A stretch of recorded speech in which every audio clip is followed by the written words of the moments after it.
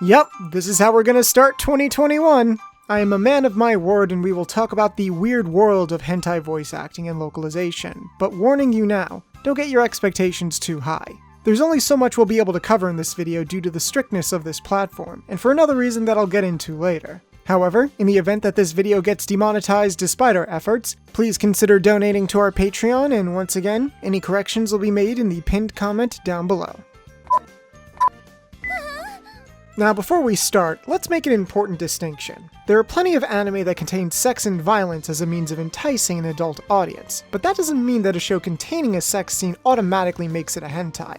Hentai is generally defined as Japanese animation made with titillation being one of its main selling points in mind, so almost everything surrounding a property is added to help facilitate that purpose. There's a lot of subjective wiggle room in there, and I'm sure that there'll be disagreements over if a certain title is a very explicit ecchi, hentai, or an adults-only anime that happens to have sex scenes. But I will do my best to keep things consistent even though the early history of hentai in the West isn't exactly properly documented. To put it in simple terms, I think we need to go lewder. Lewdness? Now that I understand! Swimsuits, short skirts, low ankles! Erotic anime has been prolific in the West since the concept of adult animation started being popularized between the 1960s and 1970s. The X-rated 1970 American theatrical release of Cleopatra, a film by animation legend Osamu Tezuka, probably constitutes one of the first instances of an adult anime reaching America. However, it's hard to say if this was the first official, quote, hentai we received. Moving into the 1980s, we started seeing the adult film industry import and dub more explicitly erotic Japanese animation alongside animation that was produced here in the West. Bear in mind, this was well before we had a large-scale official American anime industry, so the idea was less to promote these films as foreign media and more as, quote, X-rated cartoons. God, saying that makes me feel like I'm talking about an explicit version of 4Kids or something, but when you actually look at some of these altered titles and read these descriptions, that isn't too far off, actually. You don't understand, we had passion! Excuse me, what? When I first Tanya, there were fireworks between us. You saw how our danced that dangerous together. It was beautiful, majestic. If I can't have that feeling again when I well, it's over then. My life, it's all finished. As the Western anime industry began to emerge, some of the first shows brought over were either hentai or more explicit ecchi titles. We'll cross that bridge when we come to it. Calm, maybe you haven't thought this thing out. I mean, do you really think an Earthling and an Evasgasho can, do it? Will my junk and your... Central Park Media, the same company that would later go on to dub classics like Revolutionary Girl Utena and Slayers, actually caused quite a bit of controversy by initially attempting to release the erotic comedy I Give My All back in 1991. The release didn't exactly go through as planned, and there's an interesting article by Mike Toole on Anime News Network that goes into a little bit more detail about that situation. But this was later followed up with a more successful release of Toshio Moeda's Legend of the Overfiend into American theaters in 1993, with a home video release soon after, arguably marking one of the first unaltered hentai dubs to have ever been released in America. And boy, does it sound like it. I don't know what you're talking about. While a lot of hentai dubs in the years to come were produced in New York, even companies like ADV weren't above releasing titles with suggestive scenes under their Soft Cell Pictures label. Though like with these other companies, some minor scenes were edited at times to meet with American legal guidelines. Similarly, Central Park Media specifically had a separate distribution division for pornographic anime called Anime 18 or A18 Corporation. They also had labels like Manga 18 for manga and Be Beautiful Manga for yaoi manga. This is a common industry practice even by today's standards. Major companies would create subdivisions with different titles so as to help with branding and marketing for properties meant to appeal to specific audiences. After all, it sounds like it would be a nightmare to advertise something that could be mistaken as adult entertainment on the exact same platform as other more mainstream titles. Speaking of interspecies reviewers, because we'll never be able to get away from that show no matter how hard we try, it was actually picked up last year by Right Stuff under their label for adult programming, Critical Mass Video, where you can also find a few of those hentai dubs that were originally under Anime 18. That's because, back in 2009, Central Park Media and the other dubbing studios under New Tech Digital filed for Chapter 7 bankruptcy. almost all of their assets were liquidated and distributed amongst other anime licensors, with a lot of their adult animation going to Right Stuff as well as to Media Blasters under their Kitty Media label. See, this is why talking about the history of official hentai dubs is kind of hard, because honestly, a lot of said history isn't that readily available. Even a lot of the recording studios that were outsourced to work on major hentai dubs have either completely moved away from dubbing that kind of content, or almost all traces of them have been wiped off the map. In fact, not only has Media Blasters been one of the few studios that has sort of survived the US anime industry's lowest lows where other companies were struggling, but they're also arguably responsible for keeping the very art of dubbing hentai alive. Ah, the voice actresses just bailed on us! I know some girls were good at faking things! Now, Media Blasters is another New York-based company that has been around dubbing adult anime since 1997, with their first major release actually being ℌệ𝔫𝔱ằ𝔦, Orchid Emblem, under their Kitty Media label. Since then, the company's reputation began to grow more thanks to the mostly uncut quality of their releases, with shows like Kite and Mezzo Forte, combined with the sheer frequency of their releases. What started at about one hentai release a month eventually grew to about 5 a month at their peak, completely eclipsing the output that other studios were struggling with at the time. Well, the years start coming and they don't stop coming and they don't stop coming and they don't stop coming and they don't stop coming and they don't stop coming and they don't stop coming and they don't stop coming.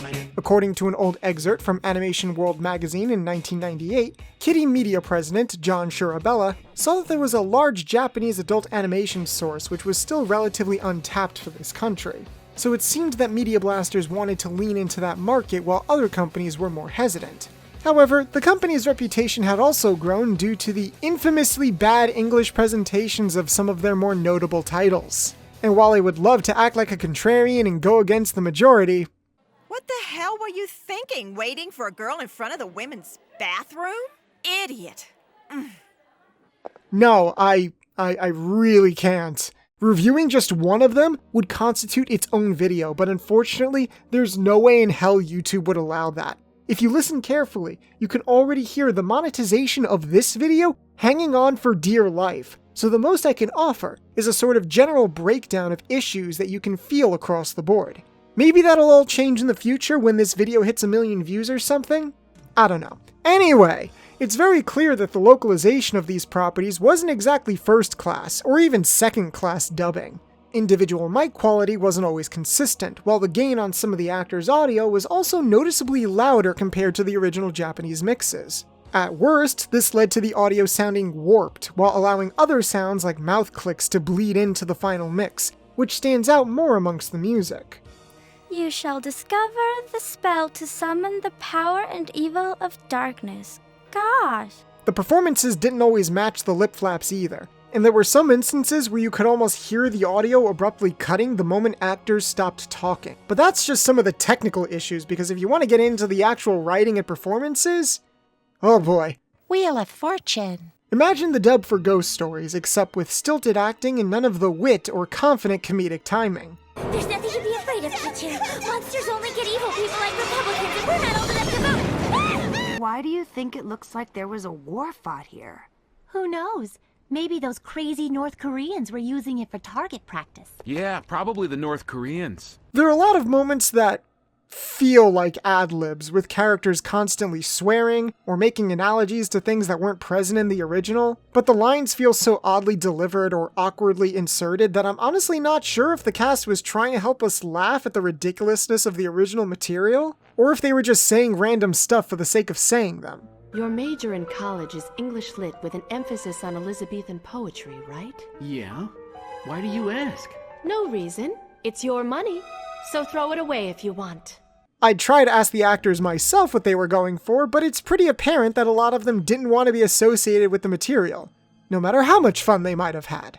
Not only did a lot of actors use aliases, or at least I think these are aliases, since I couldn't really find a lot of information on people like Pete Meat and Licky D Split, but some actors sounded like they were deliberately trying to act outside of their natural range so as to not be recognized. Though granted, that latter point could also be attributed to the fact that a lot of these characters, especially the male ones, were all clearly voiced by the same handful of people.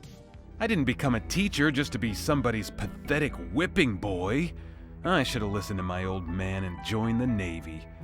Well, I guess you could say I prefer being by myself most of the time. Although, in the grand scheme of things, it's not that big a deal. I mean, at least I'm not a serial killer or a yakuza. I wonder what this kid Shinji was doing out in this area. Maybe seeing a girl. Who knows?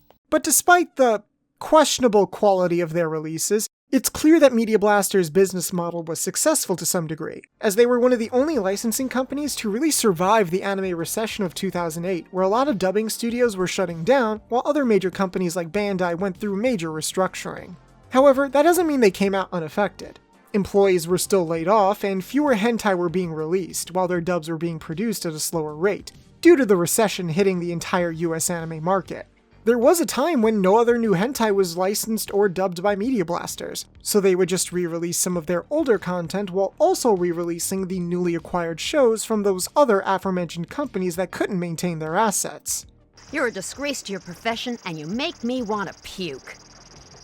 So I guess I shouldn't expect a raise? There was a lot of speculation that the company was going under, but eventually in 2013, John Shirabella made a statement about how Media Blasters would still be around with some changes. New staff was hired, and Kitty Media would be getting more focused despite some of their properties being lost. Then in 2017, Kitty Media was acquired by Faku for digital distribution, while physical distribution would still be maintained by Media Blasters, thus solidifying them as one of the main pillars of official hentai distribution in America. Excellent work, my fellow Americans! It is worth noting that the quality of hentai dubs around this time had also gotten much better compared to the past, even though that was an upsettingly low bar to overcome in the first place. I really need to talk with you right now, Toji. Okay, let's talk, Marika. Last night, in the basement, I saw you and my mother together. Oh. Come on in. I think it's fair to say that one of the biggest problems of that time was that most people didn't really know how to approach adult media, even if they wanted to. And back then, maybe a lot of people really didn't want to. Getting kicked in the face the moment we met was not exactly part of my fantasy! Nice! However, nowadays, it feels like these dubs are being handled in a more playful and confident way that shows a better understanding of the material. So you're all grown up now, huh, Haru? Well, of course. I'm bigger now compared to back then. You too. So, would you say I've gotten prettier? Scripts are much tighter with a focus more on accuracy rather than filling in dead space. Overall acting quality can sound much more natural, and while some actors can still be double cast, they at least display much better vocal range to make that less noticeable. Damn it, you little bitch! What was that for? Oh, this is awkward. Usually one kick knocks him out, so my bad. But that doesn't mean there still isn't room for improvement. There are still some elements of inconsistent audio quality between actors, even if it is much less noticeable to older hentai dubs, and it would be nice for the acting pool for this industry to grow larger. While the scripts are more accurate, sometimes that comes at the cost of performances sounding stilted. Things sound at their best when the actors play a bit looser with the material, but it feels like a tighter balance could be met during the ADR process. Shut up! You're here day after day as if you live here. If you won't go to school, then go get a job. And go home already! Personally, I don't think I'll be revisiting any of these properties again, but that doesn't mean I'm not curious about the potential for things to come. Yara Naika, one of the main staff members involved in making these dubs, actually asked to see what additional features they can add to their physical releases, so it does feel like there's at least an effort to listen to feedback and make these releases better for Western fans, rather than just doing whatever with the material. Some may say it's a good change, others may say it's a bad change. Obviously, there's more to the world of English not safe for work voice acting than just dubbing Japanese properties, but hentai is weird. And while this experience has pretty much left me socially and mentally exhausted, it was an interesting, albeit brief, journey. There's so much more I would have liked to expand upon, but the biggest issue, of course, is that information revolving around hentai's localization history is either very straightforward or almost non-existent. Trying to delve any deeper than I have would be encroaching further into the realm of misinformation or wild speculation. So for now, I'd rather just present what I found to the best of my ability. As such, it's worth reminding everyone once again that any new discoveries or corrections will be found in the pinned comment down below. But if there's one thing I took away from all of this, it's that, for decades, we've lived in a society where a lot of people see animation as nothing more than children's entertainment. In fact, there are an unhealthy amount of people that still see it as just that. So I appreciate the fact that a lot of people were, and still are, trying their best to present the contrary to a US audience, even when that presence still has the potential to get so much better. Hey everyone, thank you for making it to the end of this rather different, but still hopefully informative video. Who knows, maybe we'll give a follow-up if we somehow learn about the way things are handled now.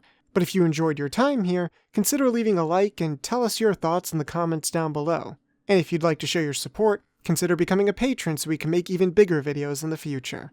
Huge thanks to our current patrons including Reagan Senpai, ℌệ𝔫𝔱ằ𝔦, JR Pictures, Marissa Lenti, Spartacus, Queen Era 2, Seth Phillips, Tristan Gallant, Unknown Secret 1000, and Xavier Gordon. This has been the Cartoon Cipher, and trust us, the next video will be very different.